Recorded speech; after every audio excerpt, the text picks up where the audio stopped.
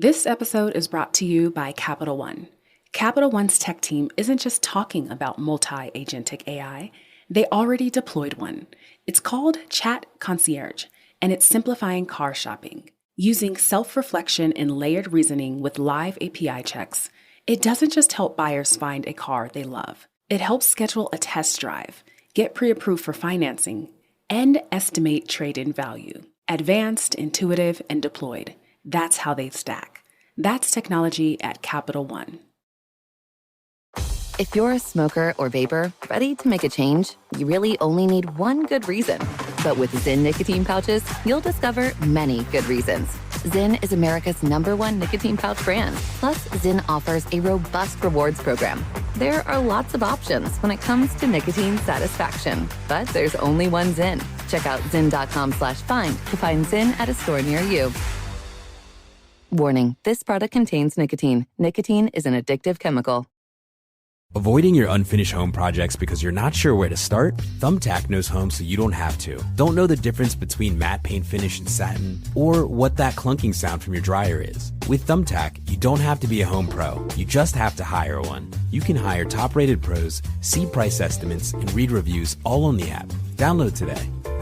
Are you noticing your car insurance rate creep up even without tickets or claims? You're not alone. That's why there's Jerry, your proactive insurance assistant.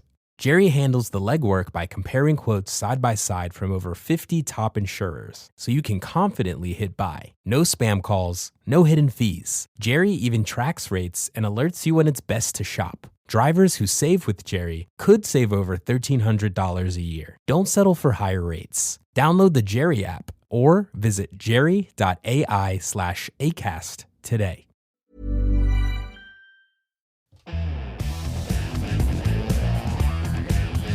This is the Daily Tech News for Monday, November 3rd, 2025. We tell you what you need to know, we follow up on context, and we help each other understand. Today, everybody wants more infrastructure, but what they really need is more power. Where will they get it, Tom? Where will they get the power? I'm Tom Merritt. And I'm Robb Dunewood. Let's start with what you need to know with that powerful story. Now that OpenAI and Microsoft have opened up their relationship, there's no more exclusive for cloud services between them. The race is on for companies to secure the computing resources they need to drive innovation and meet demand for all those generative model users that are coming on in. So let's run down the deals that were just made. First, OpenAI struck its first deal with AWS. Now, they had struck preliminary deals before they got the open permission from Microsoft, but they had not done one with AWS. So this 7-year deal is about 10% the size of those previous deals. It's a smaller one, relatively speaking, but it's the opening of a relationship. OpenAI has made bigger deals with Oracle and made a bigger deal with Microsoft. They're not ditching Microsoft. For the Amazon deal, OpenAI will use NVIDIA GPUs, but there is the possibility of adding Amazon's in-house Trainium CPUs to the deal as well. And the workloads will start running on AWS immediately, but of course continue to expand as Amazon adds capacity.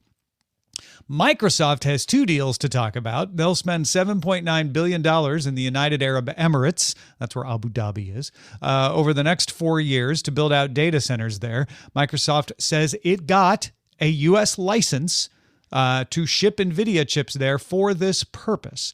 That is a restricted area, but they got a license to ease that restriction for them. So they'll be able to sell not only all the NVIDIA advanced stuff, but the Blackwell chips, the GB300s. Microsoft said it will triple its use of NVIDIA chips in this country. This comes along with remarks from the U.S. president that the country's most advanced chips will be reserved for U.S. companies, but Microsoft's a U.S. company. They're just building something somewhere else.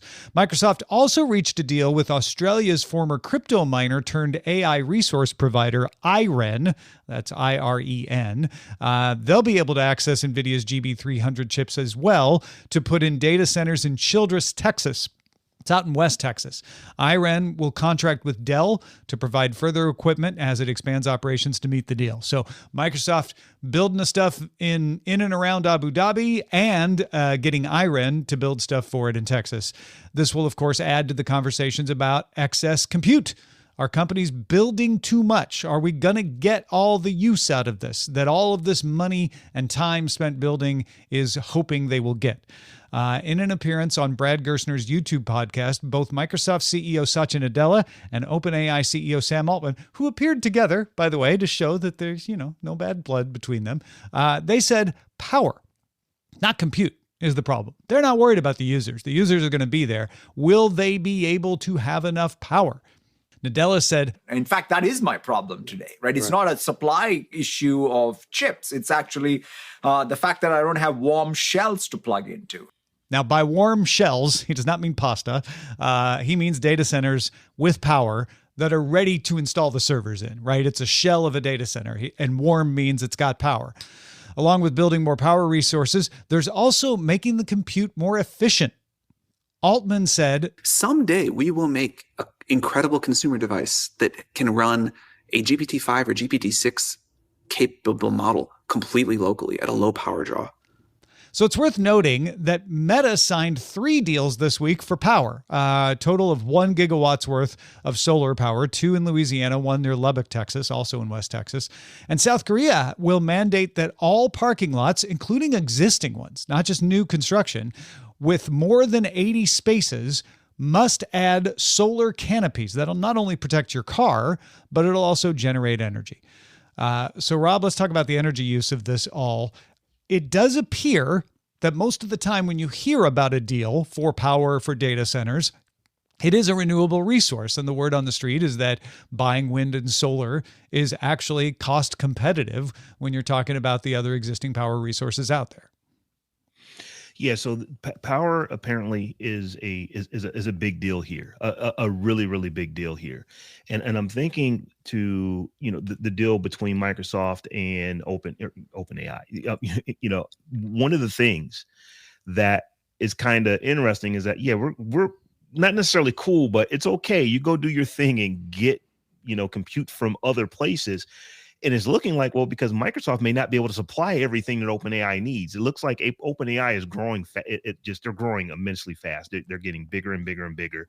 Microsoft is too, but I don't know at the same clip. So does it make sense for OpenAI to go and use these other things when Microsoft is still getting, clearly close to 30% of what OpenAI makes? It's probably not a bad deal for both companies. Yeah, exactly. It diversifies the resources for OpenAI. They're not reliant on one company. Not that Microsoft's going anywhere anytime soon, right? But, it's just always good to have lots of different resources. That's why I think that AWS deal is significant, even though it's smaller, is that it's something they can build on. And if they start to find out, wait, AWS works really well for us, they can expand that deal fast. But again, I think there's a lot of concern. In fact, I saw it on our subreddit where people are saying, how are you going to power all this? There's the assumption that it's going to be polluting resources. It doesn't have to be. I know it's a lot of the times easier for it to be, but we shouldn't discount the scenario that what this does is drives down the price of renewable resources. One of the problems with the price of renewable resources was you just didn't have enough people wanting to get into buying it. The demand wasn't there. It was one of those chicken and egg problems. Well, now you got the demand, and you're seeing companies like Meta saying, yeah, we'll sign 3 deals in a week for a gigawatt of solar. That might actually start to drive innovation and drive down the cost, and you very possibly could get a situation where renewable resources take off because of this. This makes sense. And one of the reasons why these big data centers are interested in renewables, outside of the fact that it's better for the planet, and they're playing the long game, is like we would like to actually, have power where water won't be eventually because of global warming. Yeah. There's that part of it. But the other part of it is that we have a very, very antiquated and old grid in this country. So it's oftentimes just easier to build to build the data center near where the renewable power is. So like wind, solar, they tend to be in big wide spaces, a lot of open land. You can build ginormous buildings and put computers in there, not necessarily next to the coal plant that has been there for 70, 80, 100 years. Yeah. And interestingly, you'd think of West Texas as that kind of place, right? Mm-hmm. If I understand this right, though, the Louisiana deals The power from the solar grids is going to go straight to the data centers, but in the Texas deal, it goes into the grid, and then the data centers are just pulling it out of the grid. It's one of those situations. So they're putting in as much as they're pulling out in that case, at least theoretically, according to the deal, right? But they're not drawing it directly from the solar panels when you think that that would be the place they would. All that said, you're right. These companies like the press hit of saying, hey, we're doing a renewable thing, but they're doing it more often because it is cheaper and it is flexible. DTNS is made possible by you, the listener, thanks to Johnny Hernandez, High Tech Okie, and Chris Zaragoza. As a small business owner, you don't have the luxury of clocking out early. Your business is on your mind 24/7. So when you're hiring, you need a partner that works just as hard as you do. That hiring partner is LinkedIn Jobs. When you clock out, LinkedIn clocks in. LinkedIn makes it easy to post your job for free, share it with your network, and get qualified candidates that you can manage, all in one place. With LinkedIn's new tools, you can write great job descriptions and quickly get your post in front of the right people using deep candidate insights. You can either post your job for free or pay to promote it. Promoted jobs get 3 times more qualified applicants. At the end of the day, what matters most is the quality of your candidates. 72% of small businesses using LinkedIn say it helps them find high-quality hires. And you can boost your reach by adding a hashtag hiring frame to your profile picture to get twice as many qualified candidates. Find out why more than 2.5 million small businesses use LinkedIn for hiring. Post your job for free at linkedin.com/DTNS. That's linkedin.com/DTNS. Terms and conditions apply. In business, they say you can have better, cheaper, or faster, but you only get to pick 2. What if you could have all 3? You can with Oracle Cloud Infrastructure. OCI is the blazing fast hyperscaler for your infrastructure, database, application development, and AI needs, where you can run any workload for less. Compared with other clouds, OCI costs up to 50% less for compute, 70% less for storage, and 80% less for networking. Try OCI for free at oracle.com/dailytech. Oracle.com/dailytech. Banking with Capital One helps you keep more money in your wallet with no fees or minimums on checking accounts and no overdraft fees. Just ask the Capital One bank guy. It's pretty much all he talks about, in a good way. He'd also tell you that this podcast is his favorite podcast, too. Aw, really? Thanks, Capital One bank guy. What's in your wallet? Terms apply. See CapitalOne.com/bank. Capital One N.A. member FDIC. Hi, this is Joe from Vanta. In today's digital world, compliance regulations are changing constantly, and earning customer trust has never mattered more. Vanta helps companies get compliant fast and stay secure with the most advanced AI, automation, and continuous monitoring out there. So whether you're a startup going for your first SOC 2 or ISO 27001, or a growing enterprise managing vendor risk, Vanta makes it quick, easy, and scalable. And I'm not just saying that because I work here. Get started at Vanta.com. Most security systems react after a break-in begins. That's too late. Simply Safe is different. It's proactive. ActiveGuard Outdoor Protection uses AI-powered cameras to spot suspicious activity before criminals get inside. Live monitoring agents can see, speak to, and scare off intruders in real time, quickly calling police if needed. To get 60% off your new system, go to simplysafe.com/podcast. That's simplysafe.com/podcast for 60% off. There's no safe like Simply Safe. There's more we need to know today. Let's get to the briefs. Every Sunday, Mark Gurman posts his Power On newsletter on Bloomberg, generating that week's reliable Apple leaks. A lot of it this week is about Apple celebrating its 50th anniversary on April 1st. However, the remark getting the most attention is Apple is betting heavily on the new Siri, which will lean on Google's Gemini model and introduce features like AI-powered web search. Gurman has reported on this before, but repeated that while Anthropic offered a better model, Apple chose Google because of the price. He also repeated that Gemini-based custom model will run on Apple's private cloud server. So I'm wondering here, is this deal between Google and Apple? Is this the Google search deal 2.0 for those two companies? Yeah, it does feel like that, right? It makes sense for Google to say like, hey, you know, that search deal's going to get less and less important for both of us. Yeah, and we don't want you to ditch us for somebody else. So let's provide Gemini. That can power your search eventually and power Siri as well. I have to say Gemini is very good. It has improved tremendously. I lean on it quite a bit, and I find it to be on par anyway. None of these models are perfect. They all have their quirks and their weaknesses, but it's decent. And I think this is where my head was at, Rob, is that Apple is going to need to buy while it builds, which it does all the time. It used to buy cloud services. It used to buy maps. It's been a buyer of services a lot. It's always bought search, even though it is toyed with the idea of creating search. And it can do both well. It can build things like chips and eventually use those, or it can just buy things like search and integrate them in a way that's seamless. The other interesting thing is that this will run in Apple data centers. It's not just running on Google stuff. They're actually going to put this model inside of Apple's data center and run on their hardware, which is probably going to mean a lot for security for Apple. I know they're very, very security conscious, probably the most out of the two big phone manufacturing operating systems, but that's a good thing for Apple. If this continues to be the case, with Gurman stuff, I always believe that he's right now. It doesn't mean that they will continue to do that. They could change their mind between now and next year. But assuming this continues to be the case, it'll be an interesting marketing challenge for Apple to acknowledge that they have a very good model powering Siri without sounding like Google is going to get all your information, right? I mean, from what it says, it's going to be on Apple servers. It's going to be a customized model. It's going to be able to look into your device for you, but keep it private. But if people hear Google in this, if they hear Gemini and think Google, it doesn't matter what Apple says, they're going to think, oh, you're sharing my data with Google. Absolutely. I think perception is they're just trying to make sure, hey, this is on our stuff. Settle down. Yeah. The U.S. published a fact sheet on its new trade agreements with China that says China will ease its export restrictions on chips needed to produce cars. This is particularly good news for Nexperia, which moves its chips between the Netherlands and China and was at risk of having production disrupted because the Chinese arm was holding up the chips because of these restrictions.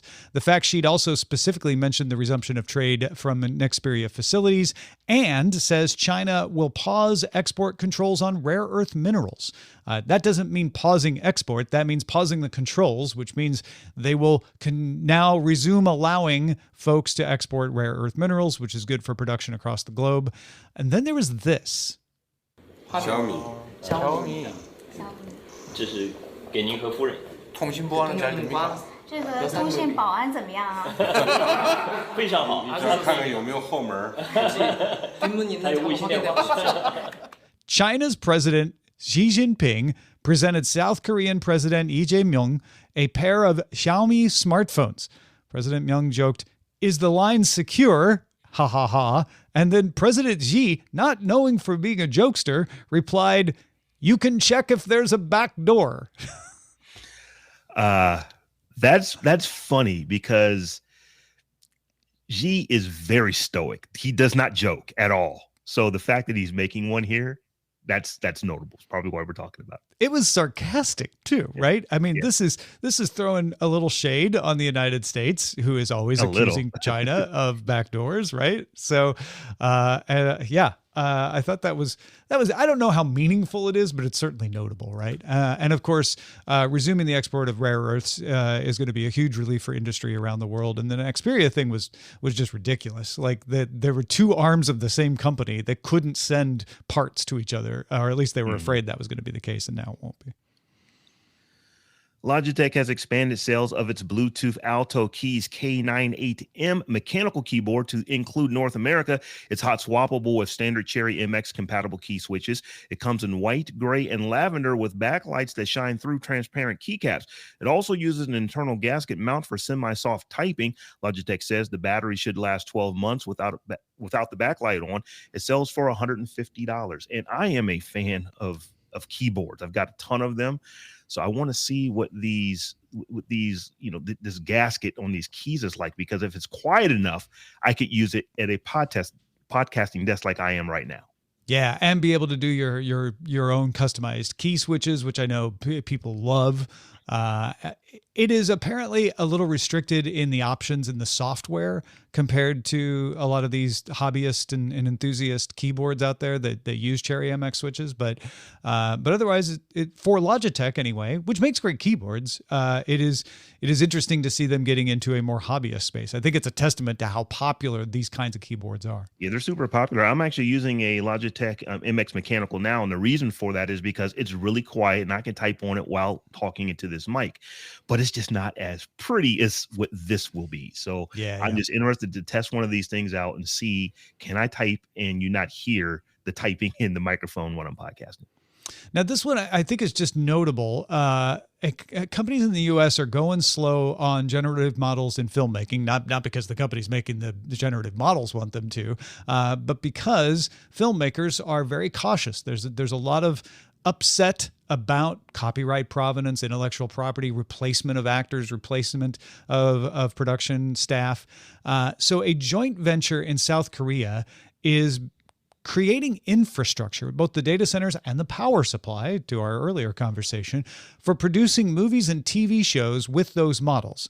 So, while the feet drag in the United States, you're seeing South Korea jump to the front of the line. At least they'd like to.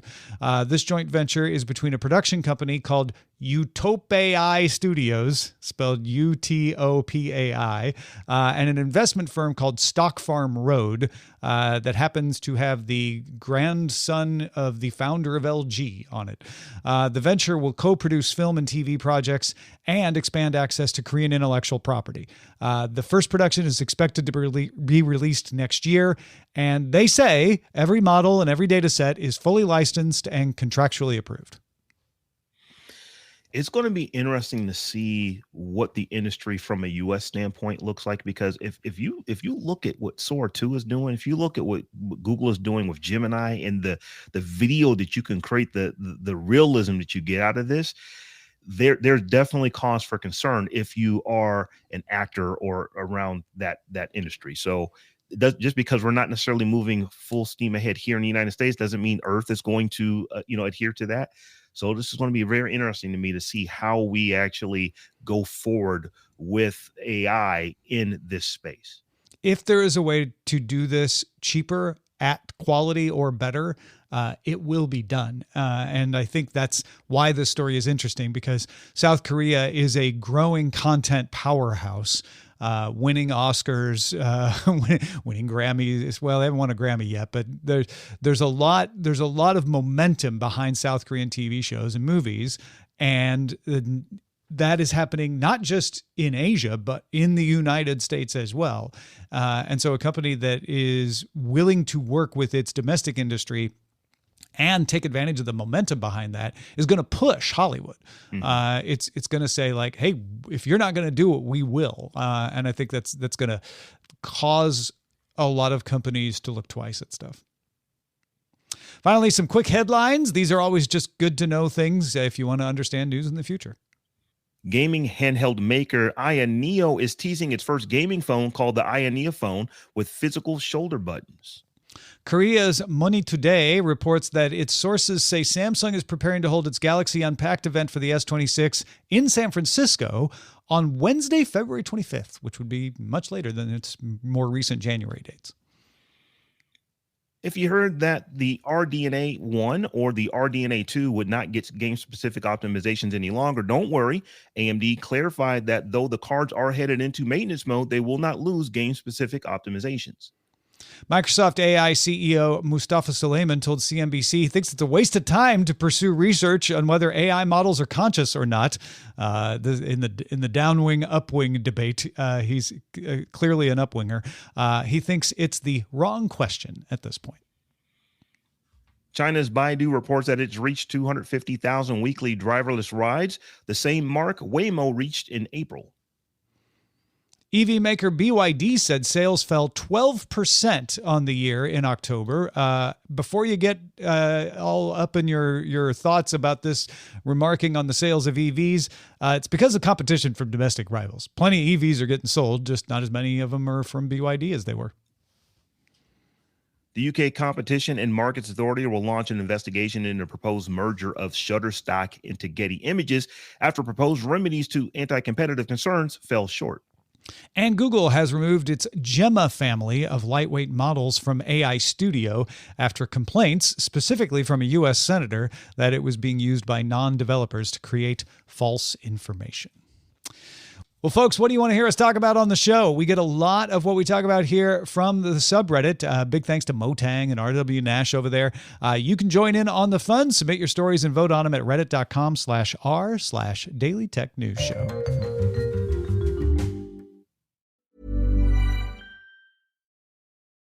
This episode is brought to you by Capital One. Capital One's tech team isn't just talking about multi-agentic AI. They already deployed one. It's called Chat Concierge, and it's simplifying car shopping. Using self-reflection and layered reasoning with live API checks, it doesn't just help buyers find a car they love. It helps schedule a test drive, get pre-approved for financing, and estimate trade-in value. Advanced, intuitive, and deployed. That's how they stack. That's technology at Capital One. Hey, Ryan Reynolds here from Mint Mobile. Now, I don't know if you've heard, but Mint's premium wireless is $15 a month. But I'd like to offer one other perk. We have no stores. That means no small talk.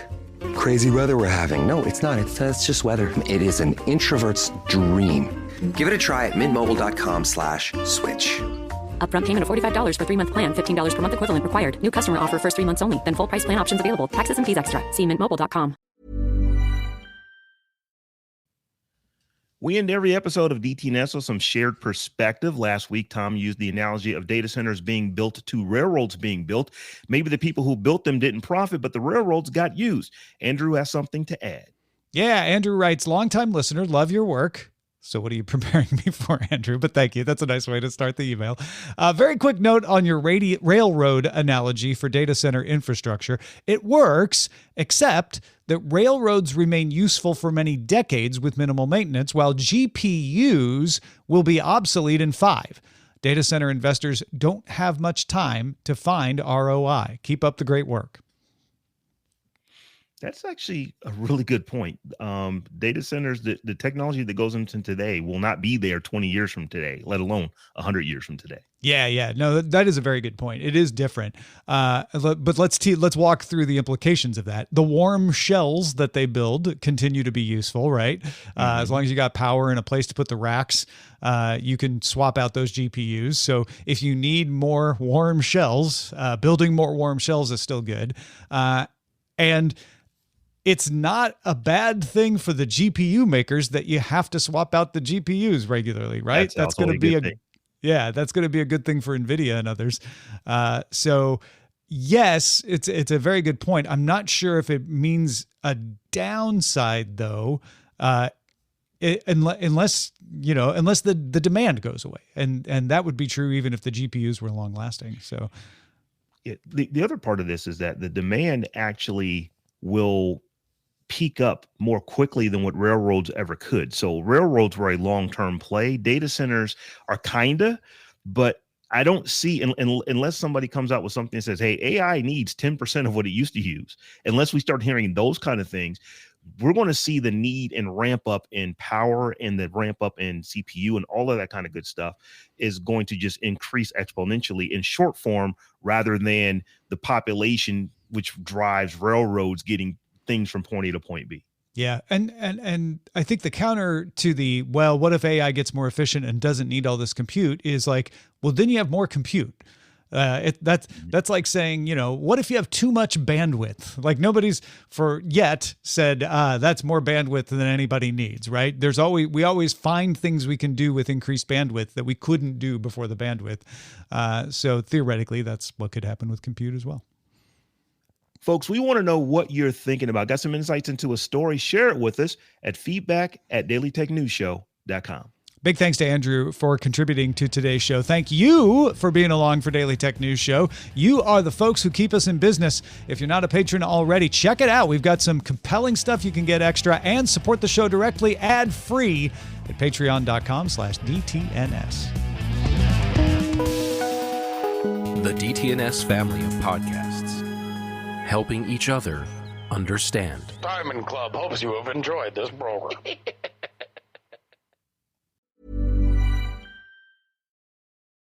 This episode is brought to you by Capital One. Capital One's tech team isn't just talking about multi-agentic AI, they already deployed one. It's called Chat Concierge, and it's simplifying car shopping. Using self-reflection and layered reasoning with live API checks, it doesn't just help buyers find a car they love. It helps schedule a test drive, get pre-approved for financing, and estimate trade-in value. Advanced, intuitive, and deployed. That's how they stack. That's technology at Capital One. Why choose a Sleep Number smart bed? Can I make my site softer? Can I make my site firmer? Can we sleep cooler? Sleep Number does that. Cools up to 8 times faster and lets you choose your ideal comfort on either side. Your Sleep Number setting. Enjoy personalized comfort for better sleep night after night. And now, max out your savings. The more you buy, the more you save on beds, bases, and more. Plus, get free home delivery on any smart bed with base. Limited time. Check it out at a Sleep Number store near you or at sleepnumber.com today.